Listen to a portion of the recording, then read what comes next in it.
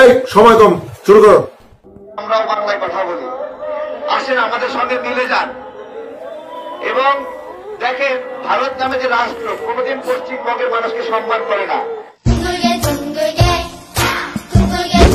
এটা কঙ্গো দেশের সেই বঙ্গবাসী যাদেরকে আজকের দিনে সৌদি আরব, ইউএই এমনকি তাদের পার্শ্ববর্তী যে তাকে আব্বু বলে ডাকে অর্থাৎ পাকিস্তানকে, তারা পর্যন্ত এদের মিসকিন বলে ডাকে। এমনকি এদেরকে এখনো পর্যন্ত সব থেকে পৃথিবীর নিকৃষ্টতম জাতি হিসেবে ধরা হয়। আর এরাই বলে নাকি পশ্চিমবঙ্গের মানুষকে দিল্লি তাদেরকে সম্মান দেয় না, যেখানে এদের নিজেদেরই সম্মান নেই, এরা আবার ভাবে ভারতের মানুষকে নিয়ে। চলুন বন্ধুরা, আজকে একে নিয়ে খেলা হবে। ভিডিওটা অনেক ইন্টারেস্টিং, তাই ভিডিওটিকে শেষ পর্যন্ত দেখবেন। আর চ্যানেলটিতে নতুন হলে সাবস্ক্রাইব। আমরা আপনাদেরকে সম্মান দেব, আমাদের সঙ্গে মিলে যান। আসাম এবং ত্রিপুরা আপনাদেরকেও বলবো, আপনারা আমাদের সঙ্গে মিলে যান, ভালো থাকবেন। কি বললি? এই কুত্তার বাচ্চা, ভালো থাকবেন যে আমি উদাহরণ দিচ্ছি। পশ্চিমবঙ্গের মাথা পিছু আয় কত? 1100 মার্কিন ডলার। আসামের কত? 800 মার্কিন ডলার। ত্রিপুরা কত? 900 মার্কিন ডলার। বাংলাদেশে কত? 2700 মার্কিন ডলার। বন্ধুরা, বাংলাদেশের মানুষ 2700 মার্কিন ডলার নিয়ে কতটা ভালো আছে সেটা তো একবার আপনাদের দেখা উচিত না? কেউ যেন বলবেন না যে আমি দাদাবাবুরা আপনাদের দেশে বাড়িয়ে বাড়িয়ে বাড়িয়ে চাড়িয়ে বলেছে। এগুলো কিন্তু আমাদের কথা না, আপনাদেরই কথা। বন্ধুরা, ভিডিওগুলো একটু ভালোভাবে দেখবেন আর শুনবেন, তাহলে বুঝতে পারবেন। চলুন 2700 ডলারের মার্কিন আয় নিয়ে পূর্ব পাকিস্তানের কঙ্গোবাসীরা কতটা ভালো আছে। কাটা খেয়ে মাছের স্বাদ মেটাচ্ছেন নিম্ন আয়ের মানুষ। রাজধানীর যাত্রাবাড়িতে বিক্রি হচ্ছে মাছের কাঁটা। চড়া মূল্যে মাছ কিনতে না পেরে মাছের কাঁটা কিনছে নিম্ন আয়ের মানুষ। বিড়ালের খাবার হিসেবে নয়, নিজেদের খাওয়ার জন্যই কিনতে হচ্ছে মাছের কাঁটা। মাছের মাথা কাটা কত করে বিক্রি হচ্ছে? 20 টাকা পিস। পাঙ্গাস মাছের কাটা এগুলো আসে কোথা থেকে? এগুলা বিক্রি থেকে আসে। তাহলে আসাম, পশ্চিমবঙ্গ, ত্রিপুরা যদি বাংলাদেশের মতো জীবনযাপন করতে চাই, আরে বঙ্গদেশের কঙ্গোবাসী মাদ্রাসা ছাপ, তোদের মতো আমাদের দেশের বেঙ্গলের মানুষজন এরকম জীবনযাপন চায় না, যে দেশের মানুষকে মাছের কাঁটা কিনে খেতে হয়। আমাদের দেশে গরিব মানুষগুলো তারা নিজেদের ইচ্ছা মতো সবকিছু কিনে খেতে পারে। নমস্কার জানায় তোদের, তোরা তোদের জীবনযাত্রায় এত উন্নত মানের জীবন বা লাইফস্টাইল নিয়ে তোরাই থাক ভাই। তোদের মতন এরকম জীবনযাত্রা পেলে আমাদের বেঙ্গলের মানুষ যা আছে সেটাকেও হারিয়ে ফেলবে। তা আশা করি বুঝতে পেরেছেন। চলুন বন্ধুরা, দেখে নিই ভাগড় আরো কি কি বলছে। আমার মাফ করে দেন হুজুর, আমার ভুল হয়ে গেছে। তাহলে বাংলাদেশের সঙ্গে আসতে হবে। ভারত জীবনেও তাদেরকে উন্নত জীবন দিতে পারে নাই, জীবন দিতে পারবেও না। আল্লাহর রাস্তায় কিছু বিক্রি দেন। আমরা আপনাদেরকে আহ্বান জানাচ্ছি, আপনারা আমাদের সঙ্গে মিলে যান। যোগাযোগ ব্যবস্থা, অর্থনীতি, ইন্টারনেট সবকিছুতে ভালো হবে। ভাই গরিব মানুষ ভাই, কিছু খাইবার দেন ভাই, খুব খিদা লাগছে ভাই, কিছু টেহা দেন ভাই, টেহা দেন। দেখেন, একটা মোবাইল ইন্টারনেটের স্পিড ভারত আপনাদেরকে দিতে পারে না। বাংলাদেশের ট্রানজিট প্রয়োজন হচ্ছে, বাংলাদেশ দিচ্ছে না। মাদ্রাসা থেকে শিক্ষা নিলে এর বেশি কতটুকুই বা জানবে। বর্তমান সময়ে এই রিজনে সব থেকে সস্তা ইন্টারনেট ইউজ করে ভারত। ভারত যতটা অল্প দামে হাই স্পিড ইন্টারনেট ব্যবহার করে, এখনো পর্যন্ত বিশ্বের আর কোনো দেশ এতটা সস্তা দামে ইন্টারনেট ইউজ করে না। আমাদের দেশে একজন গরিব, সেও কিন্তু এখন 5G হাই স্পিড ইন্টারনেট ব্যবহার করে, সেখানে বাংলাদেশের সাধারণ মানুষ ব্যবহার করে তো দূরের কথা, এই ইন্টারনেটের জন্য সম্পূর্ণ তারা ভারতের উপরে নির্ভরশীল। বলতে পারেন বর্তমান সময়ে ইন্টারনেটের ইউজের দিক থেকে যে স্পিড, সেখানে কিন্তু তারা মানে বাংলাদেশের জনমদক্ষিণী কাঙালরা উগান্ডার থেকেও নিচে। রইল বাকি তারা ভারতের জিনিসের ব্যবহার করা বা ভারতের জিনিস নেওয়া না নেওয়াতে। আমার জানা মতে এখনো পর্যন্ত তাদের সকাল থেকে শুরু করে রাত্রি ঘুমোতে যাওয়া পর্যন্ত যত যা কিছু ব্যবহার করে সবটা ভারতের উপর নির্ভরশীল। মজাদার বিষয় এটাও আছে, আমি অন্য কিছু বললাম না, চাল ডাল আলু পেঁয়াজ, সামান্য ভারত থেকে যাওয়া ডিমটা বন্ধ হয়ে গেলে সেই দেশের ঘরের ভেতরে এক একটি ডিমের দাম হয়ে যায় 25 টাকা করে। আলু পেঁয়াজ গম ডাল চিনি এই সমস্ত নিত্য প্রয়োজনীয় জিনিসগুলো তো বাদই দিলাম। আশা করি বুঝতে পারছেন বর্তমান সময়ে বাংলাদেশের অর্থাৎ 2500 না 2700 মার্কিন ডলার নিয়ে যে তাদের জিডিপি বা মাথাপিছু আয়, সেটা নিয়ে তারা কতটা সুখী আছে।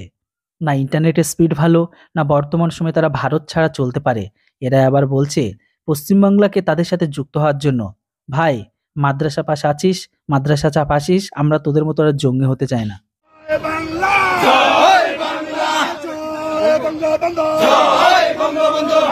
বাংলাদেশ কেন দেবে না? ভারত বাংলাদেশের সঙ্গে বন্ধুত্বপূর্ণ আচরণ করে না, তাই আমরা দেব না। আপনারা কিছু দিন বা না দিন তাতে ভারতের বালটাও ছেড়া যায় না, আর আপনাদের কেনই বা দেবে?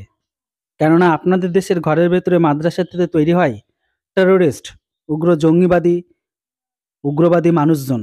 এর সাথে সাথে আপনারা আপনাদের দেশের ঘরের ভেতরে শুয়োরের বাচ্চার মতন ইসলাম পড়া গ্রহণকারী বাচ্চাকারীদের জন্ম দেন। তো সেখানে আপনাদেরকে আমরা কেন সাহায্য করব? কেননা আপনারা তো টেরোরিস্ট। যাই হোক বন্ধুরা, চলুন দেখে নিই এই মাদ্রাসা চাপার কি বলছে। যতক্ষণ পর্যন্ত আমরা দেব না, ততক্ষণ আসাম ভালো থাকবে না, ত্রিপুরা ভালো থাকবে না, পশ্চিমবঙ্গ ভালো থাকবে না।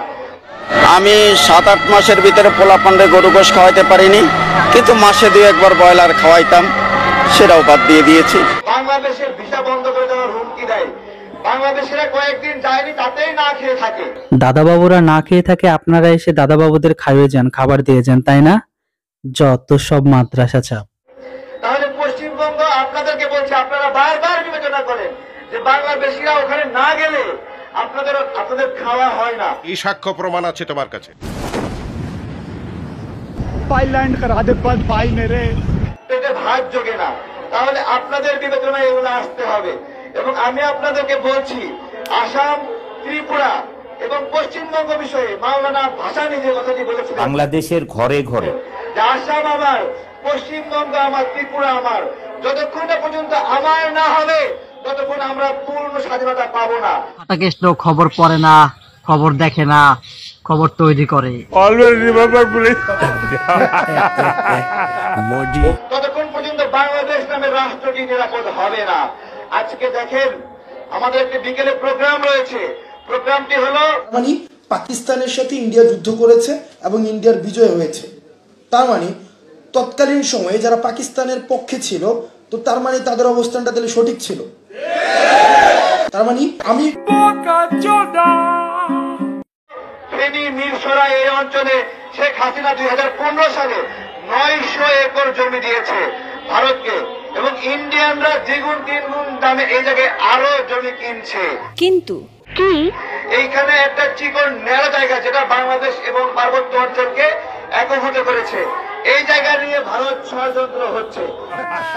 তুমি একে সামলাও। আপনাদের আহ্বান, বিকেলে 3:30টার যে প্রোগ্রাম, সেই প্রোগ্রামে আপনারা অংশ নেবেন। এই অর্থনৈতিক জোনকে অবশ্যই বাতিল করতে হবে, যেটা শেখ হাসিনা দিয়েছিল। আমার নিজস্ব জগৎ না, এই জগতে আমি কোনোদিন ছিলাম না, থাকার কোনো আগ্রহ ছিল না। রিক্ত আমি নিঃস্ব, আমি দেবার কিছু নাই, আছে শুধু ভালোবাসা, দিয়ে গেলাম তাই। কত বড় নিমক হারাম, বাংলাদেশের সবচেয়ে ঝুঁকিপূর্ণ জায়গাকে ভারতকে ইকোনমিক জোন করতে দিয়েছে। সেন্ট্রি, ওকে হাজতে বন্দি করো। আপনি বলেন, এই যে চিকেন নেক আছে ইন্ডিয়ার পঞ্চগড়ের পাশে, এইখানে ইন্ডিয়া কি আমাকে 10 বিঘা জমি দেবে? তাহলে ইন্ডিয়া এখানে দেবে না, শেখ হাসিনা কেন বাংলাদেশে এখানে ফেরির এখানে জমি দিল? অতি বড় হয়েও না, ঝড়ে পড়ে যাবে, অতি ছোট হয়েও না, ছাগলে মুড়ে খাবে, সেই অবস্থা হয়েছে। সেই বিষয়ে প্রতিবাদ, কথা বলতে হবে, চোখে চোখ রেখে কথা বলতে হবে। ভারতকে আর টাইম দেওয়ার টাইম নাই, সময় দেওয়ার সময় নাই। সবাই বলেন সময় আছে, আমরা সময় দেব। এখন থেকে বরাবর হিসাব হবে এবং আমরা একটা একটা করে ধরবো।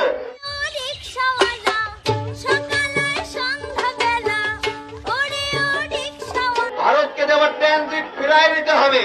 মংলা এবং চট্টগ্রাম বন্দর আমাদের নিরাপত্তা ঝুঁকি রয়েছে, আমরা ভারতকে আর দেব না। আচ্ছা, हमको सिखा रिया है। এখানে মংলা বন্দরে জায়গা পাওয়ার জন্য বারবার তড়িঘড়ি করছে ভারত। এইখানে ভুলেও ইউনূস সরকার যদি দেওয়ার চেষ্টা করে, আমরা কিন্তু ইউনূস সরকারের বিরুদ্ধে লেগে যাব।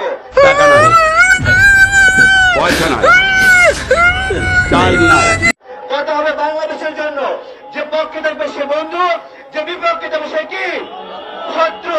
ধন্যবাদ সবাই। বন্ধুরা, বাংলাদেশের এই মাদ্রাসা ছাপ সম্পর্কে কথা শুনে আপনাদের কি মতামত সেটা অবশ্যই কমেন্ট বক্সে লিখে জানান। আর হ্যাঁ, ভিডিওটা কেমন লাগলো সেটা কিন্তু কমেন্ট বক্সে লিখতে কেউ ভুলবেন। আর এমনই ট্রোলিং বা মজাদার ভিডিও পাওয়ার জন্য অবশ্যই চ্যানেলটিকে সাবস্ক্রাইব করুন। Thanks for watching. জয় হিন্দ, বন্দে মাতরম।